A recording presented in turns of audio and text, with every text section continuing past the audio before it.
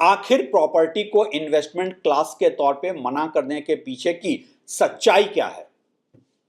Case study first. Ramesh ने real estate में invest नहीं किया किसी फाइनेंशियल एक्सपर्ट की सलाह मानकर, लेकिन उसने कहीं और भी इन्वेस्ट नहीं किया। उसने अपनी कमाई से अपनी लाइफ को एंजॉय किया, और अब जबकि पैसे खर्च हो गए और वो देखता है कि प्रॉपर्टी की कीमत इतनी बढ़ रही है, तो वो कोसता है खुद को और प्रॉपर्टी में इन्वेस्ट ना करने की सलाह देने वाले फाइनेंशियल एक्सपर्ट्स को। ये रमेश और उन जैसे लोग ही हैं जो हर किसी के यूट्यूब चैनल पे जाकर अपनी भड़ास, अपना फ्रस्ट्रेशन निकालते रहते हैं। अब आते हैं केस स्टडी नंबर 2 पे। सुरेश ने किसी फाइनेंशियल एक्सपर्ट की नहीं सुनी और करियर में ठीक तरह से सेटल हुए बिना ही घर खरीद लिया लोन लेकर।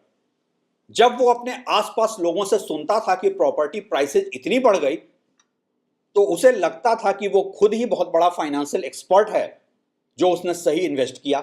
मार्केट के सारे फाइनेंशियल एक्सपर्ट उसे बेवकूफ दिखते थे। इससे पहले कि घर में एक मेडिकल इमरजेंसी हो गई और सुरेश को यह एहसास हुआ कि उसका फाइनेंशियल ज्ञान कितना अधूरा था, कितना फ्लॉड था।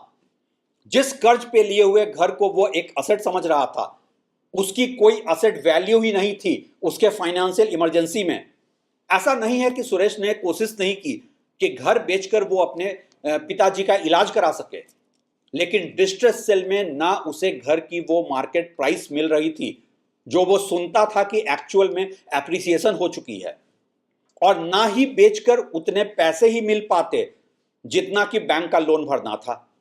ऐसा इसलिए कि बैंक ने इनिशियल कुछ सालों में इंटरेस्ट का मेजर कंपोनेंट ही कैलकुलेट किया था, ना कि प्रिंसिपल अमाउंट का। सुरेश को समझ में आया उससे कितनी बड़ी गलती हुई है रियल एस्टेट में इन्वेस्ट करके,